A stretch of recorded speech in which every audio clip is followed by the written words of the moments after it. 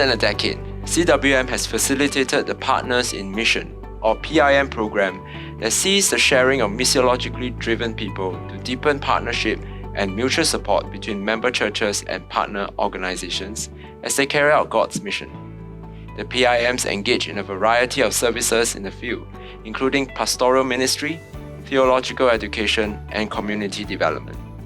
Today, we welcome Reverend Lembe and his wife, Deaconess Cynthia, from the United Church of Zambia, who are both serving as PIMs with the United Church in Jamaica and the Cayman Islands. They will share with us more about their experiences on the ground. Hi Lembe and Cynthia, how are you doing? Doing fine, thank you. How are you? Great. How are you, Lembe? We are doing well. Thank you so much for having us. Thank you so much for coming on to the show. So, to start off, how about you give the viewers a brief introduction of yourself, your sending church, as well as your role in UCJCI? Okay, I go first. Sure. As you have heard, my name is Cynthia Sivile, and I bring greetings to you from where I am here in Jamaica. But before I moved to Jamaica, I served as a commissioned diaconal worker in the United Church of Zambia, and I was stationed in the Western Presbytery.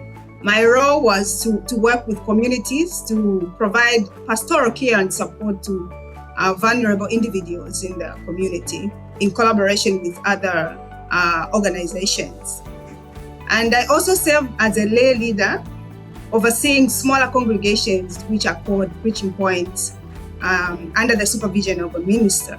So I did both community work as well as pastoral work. Reverend Lembe Tontela Sivile is my name. I am an ordained minister of the United Church of Zambia and currently serving as a partner in mission, seconded to the United Church in Jamaica and the Cayman Islands. I have been serving in this capacity since September 2017. And currently, I am serving as the senior minister for the Meadowbrook United Church, which is a church comprising of two churches, Meadowbrook United Church and St. Paul's Marley. I am also a chaplain for the Meadowbrook High School, Meadowbrook Preparatory School, Rechkeys and Stratton schools. I have served as the Evangelism Vice Chair for the Southern Regional Mission Council, providing strategic support to 75 congregations. And then I served in that same capacity as Evangelism Vice Chair for the Northeastern Regional Mission Council, where I was providing strategic support to 83 congregations. I serve currently as a member of the Synod Strategic Planning Committee.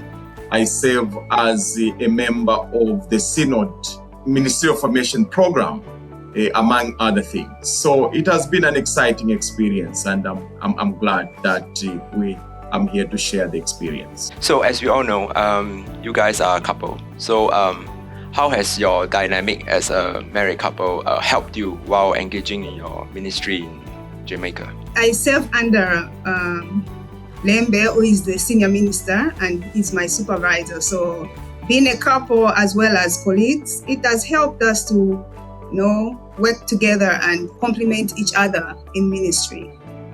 And one exciting part is that this is not the first time we are working together. When we served in Zambia, we worked together when Cynthia served as a diaconal worker. And now she's serving as a full-time lay pastor within the United Church in Jamaica and the Cayman Islands. So the collaborative effort provides such a unique and exciting experience as we continue to offer our gifts, our time, and our talents to the United Church in Jamaica and the Cayman Islands and the wider community. And it will be important for us to clear that the church we are serving is found both in Jamaica and the Cayman Islands.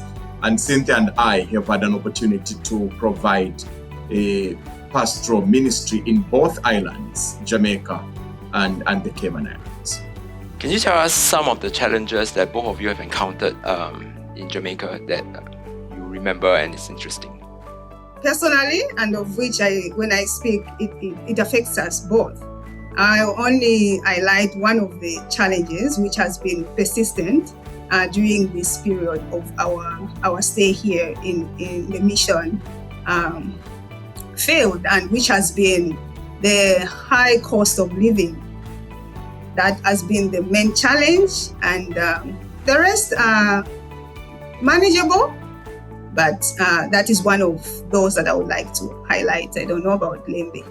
The second challenge that I want to highlight is that since we came to Jamaica, we've actually experienced two very difficult times that did not just affect us, but affected Jamaica as a whole. And the first one is the global pandemic, COVID-19, which caused a huge shift in the way ministry is done. The second one is Hurricane Melissa that took place last year on the 28th of October 2025, which devastated most of the western part of Jamaica. And we were not very much affected where we are serving currently. But we know that there are a number of people who were affected in the process, and that has been a difficult time, and people are still recovering from that.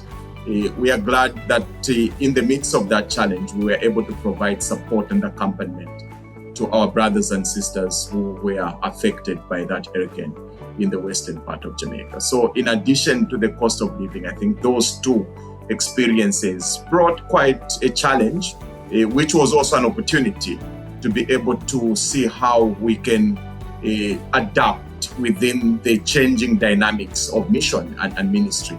And we are grateful to God in the ways He has been leading and guiding us over these years.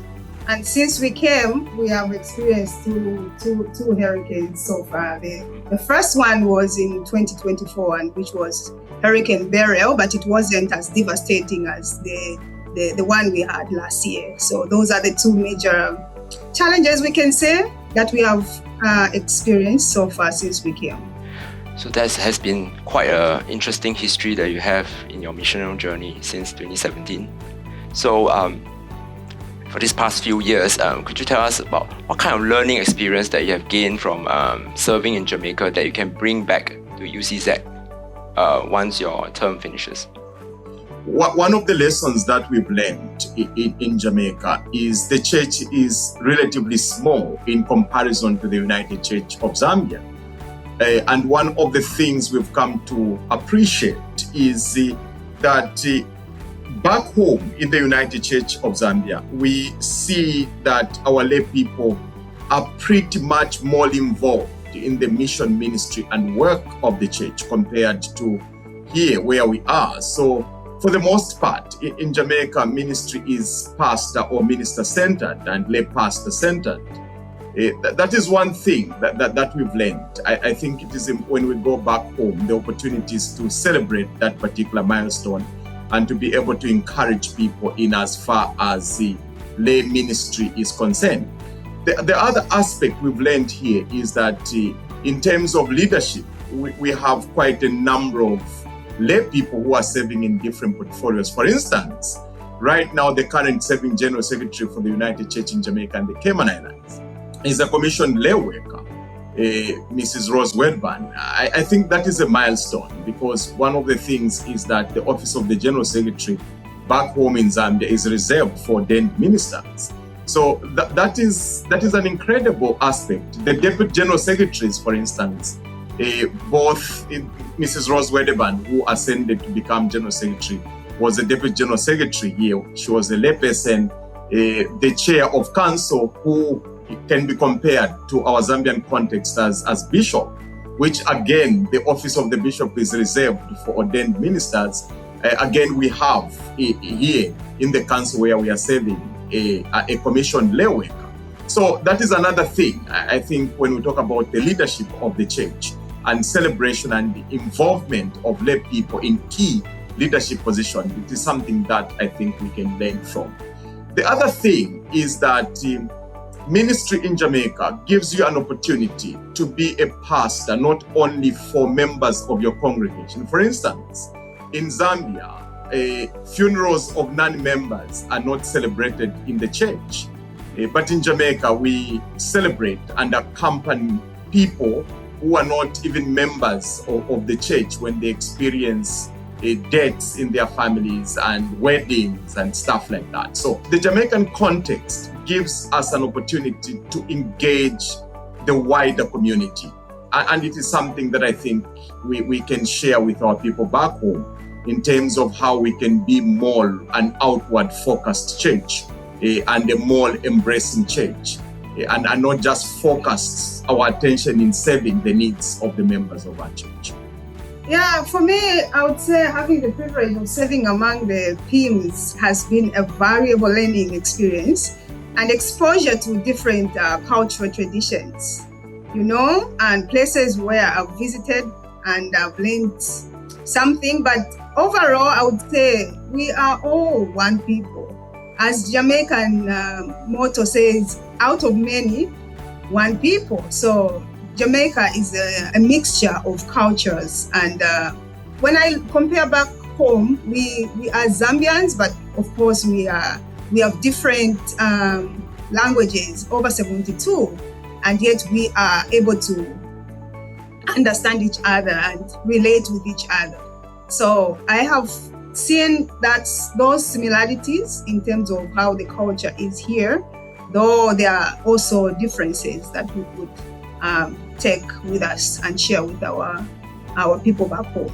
The other one I want to add is that the biggest difference is that the mainline churches, including the church that we are serving in, the United Church in Jamaica and the Cayman Islands, are on the declining end, which is the total opposite to what is happening back home.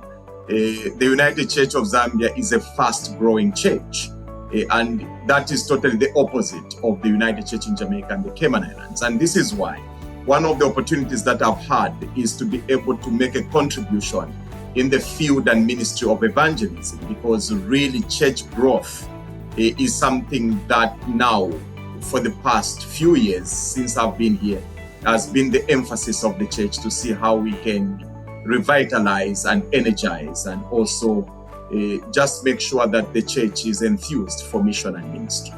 So those have been very exciting experiences for us. A lot of growth has taken place, and we give God thanks for the opportunity that was accorded to us over these years. So over the many years they've been serving in Jamaica, could you tell the viewers how has CWM come alongside with you to support in your missional work?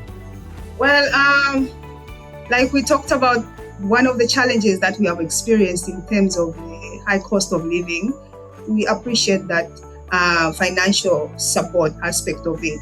And also they've visited us more than once, and which we also appreciate to show that they really care and they want to know how we are doing and where we are.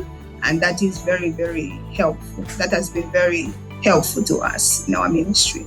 The other accompaniment, I think, which I've celebrated, Cynthia mentioned that, is the opportunity to be able to meet with other partners in mission, serving across the globe. So we've had 2 mission partners conferences, which made a huge difference, because it was an opportunity for sharing in terms of what the Partner in Mission program is doing through the Partners in Mission across the globe, and just to hear each other's stories and experiences.